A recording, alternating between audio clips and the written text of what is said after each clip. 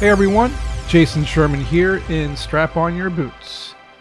In today's episode, I have strategy entrepreneur and author Alex Brueckmann with me today. Thanks for coming, man. Thanks for having me, Jason. Excited to be on the show. Awesome, man. And today we're going to talk about how to build a business strategy in 3 simple steps. And I do like my numbers. If you look at my episodes, you'll notice that I do like when it's top 3, top 4, top 5. So let's jump into not only the business strategy, but I want to hear first what happened to you during the pandemic. I know you mentioned to me something about your child was born in January of 2020. You moved from Germany to Canada. Tell me all about like what the experience was like having a child during the pandemic, having to move from one country to another during the pandemic, starting a business during the pandemic. I want to hear about all this. Tell me. And then you add burying my father right when the pandemic hit and Jesus, building a man. motorcycle from scratch when the pandemic hit. So Sorry about your dad, man. thank you. I buried myself in work not to deal with the emotional fallout of all that, I have to admit.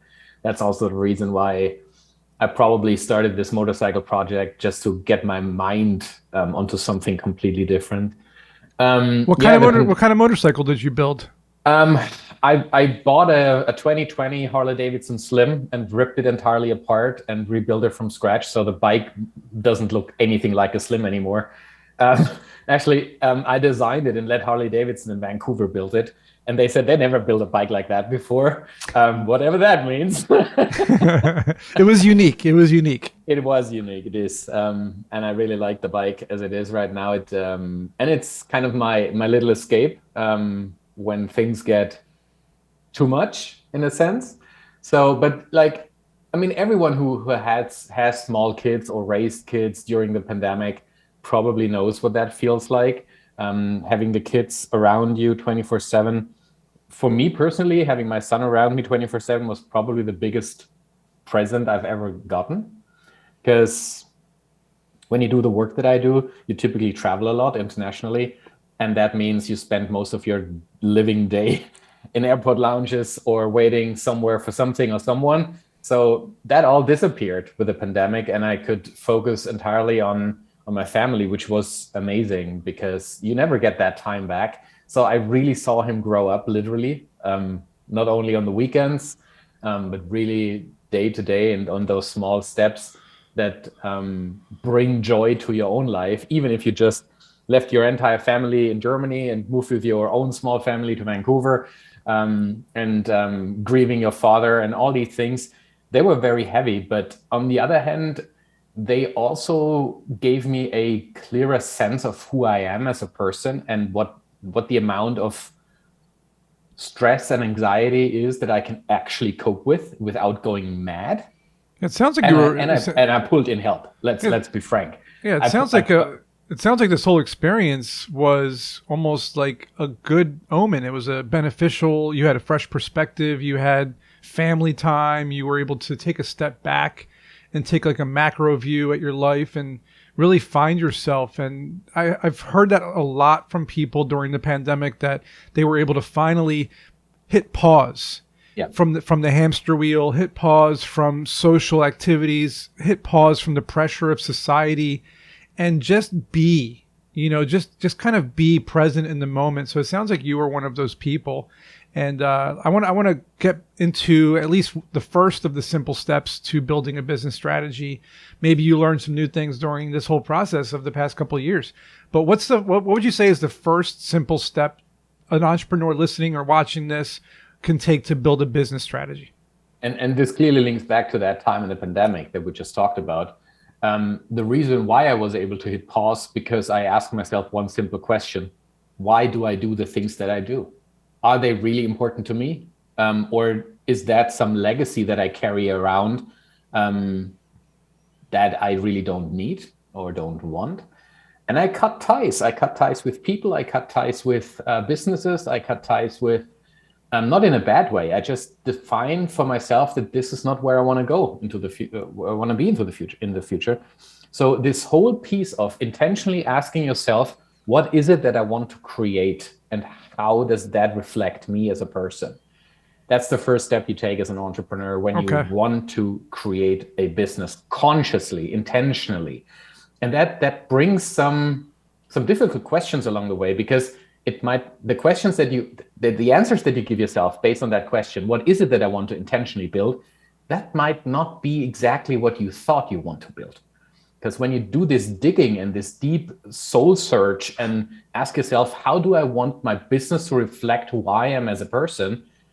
Then all of a sudden, it's not necessarily about the last 20 years in a certain industry where you gathered your experience, but maybe it's taking that experience, combining it with who you are as a person, and build something that is really, really needed in the world. And that's a good point too, because the past 20 years, when you're building up your experience in any industry, the internet and technology, social media and whatever has completely, transformed the way people consume, perform things, hire people. I mean, everything's just different. So like you might be an expert in like mechanical engineering, but you might have no social skills. So how do you kind of put the two together? So that's a great point, is being able to pivot from your skills and expertise into a tangible use case for today's kind of society. So let's jump into simple step number 2. I'm getting interested now. I like this.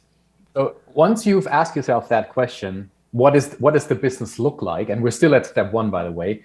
Then you really write it down. You write down that, what I call it, a vision. And I'm not talking about those fancy marketing vision statement claims that you see on websites. I'm talking about a piece of paper and 6, 7, 8 sentences that describe the type of business that you want to create. If you could time travel, Jason, 2 to 3 years, what would it be that you see? Don't tell me that, because there's a lot of things I would do, man. Yeah, see, but you can only time travel to that moment in time, not everywhere. 3 years ago. Okay, all right. If it's maybe it's only 2 years, or maybe it's even 5 years, but you need to write that down as if you were already there, because that's what defines then in the end the actions that you take. So once you have clarity on what it is that you want to build, step 2 comes into play, and you need to ask yourself, if that's what I want to build, why haven't I done this before? So what's holding me back? What are the barriers? And they are internal and external barriers that you need to identify and move them out of the way. And you do that by you actually not working on the barriers, because that's a negative focus. You're focusing on something positive and ask yourself, in order to build that, what is it that I need to do? What are the 3 to 5 key priorities where I focus all my attention, my resources on, and anything else, everything else is just not being done anymore, because it's not helping me build this dream.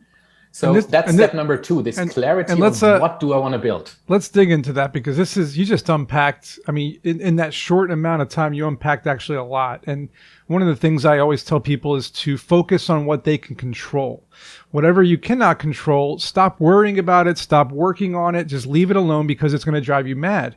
Now, you mentioned, how do you get through these barriers? So like, let's talk about those barriers, right? The first one is always going to be, I don't have the money to build this thing, right? Everybody always says that. I don't have the money to build this prototype. I don't have the money to build this app. I don't know how to build a website. I don't know how to do this, that, and the other thing. Okay, so what do? You find people, right, that are going to want to join your team. Now, you do have to do some work first, right? So tell me, tell the people that are watching or listening, what are some of the things somebody can do to mitigate the risk of, when someone comes to you and says, well, you haven't done anything. So what can you do that doesn't require a high skill set? What are some of those things that you can do? Maybe like 2 things. Give you an example in my own business. When I started to shift from consulting with large global corporations and focusing more on small enterprises, helping them, helping them use what I've learned in 15, 20 years in the strategy space and apply it to their reality, making it really simple so that you don't need a huge team and a huge business background, but really taking the essence out of strategy, out of business strategy, and put it into practice. I realized 2 things. First of all, some time ago, I studied marketing. Marketing has been something completely different 15 years ago than it is today. So I realized, while marketing theoretically would be one of my strengths, it's not my strength anymore. So I need to bring people on board that support me with that. but very specifically in very specific areas. I don't hire a marketing manager and say, do everything. That's not what it is. It's about conscious choice, what you focus your time on. So, and in my business, it was clearly, this is what the business should look like. This is what I need to focus on. In those focus areas, in those priorities, there are things that I can do myself and other things I need people to partner with. Right. And I don't need to hire these people, and I don't need to give them $50,000 a year. Right. I need to be clear on what they bring and how it plugs into what I want to achieve. And I give you a very specific example. The market out there is full of crazy marketing courses. They are all great. They give you the latest insight on how to use a certain social media platform, or they show you a certain element of something. There's too many of them, man. There are so many of them. There's too many of them. They all have their space. But the thing is, those courses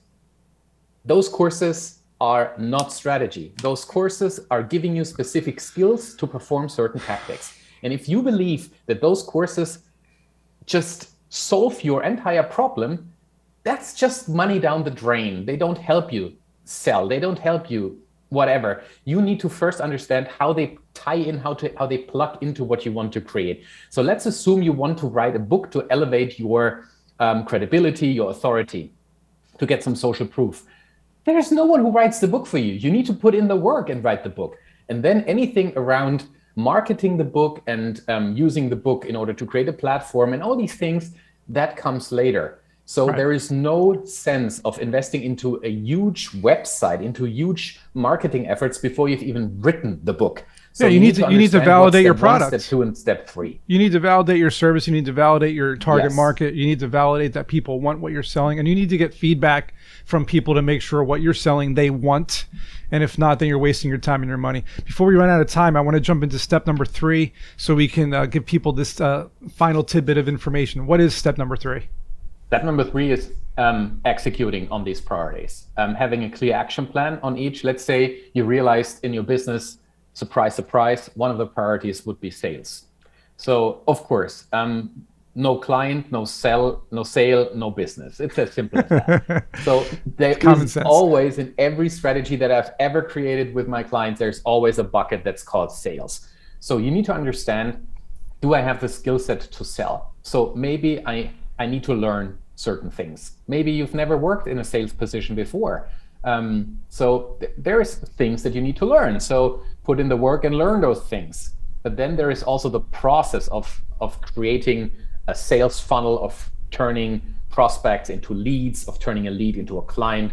And all these things you just need to understand, to flesh out and to put into practice. And Jason, you mentioned in the beginning, technology has done us huge favors in the past years.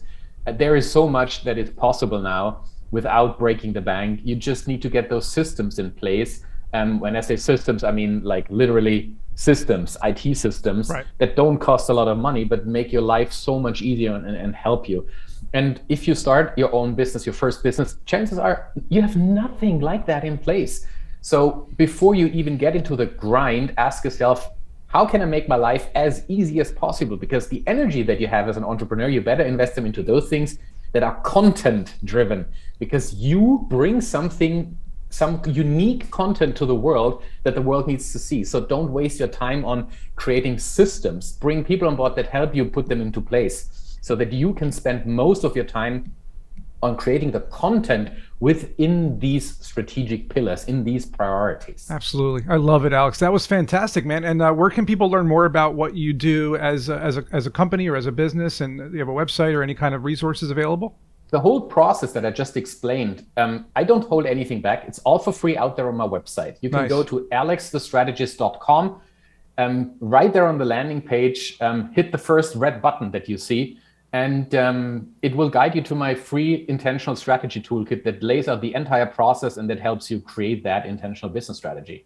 Perfect. Thank you, Alex. That was amazing. And everyone, check out alexthestrategist.com for the free information. And as always, we will see everyone in next week's episode.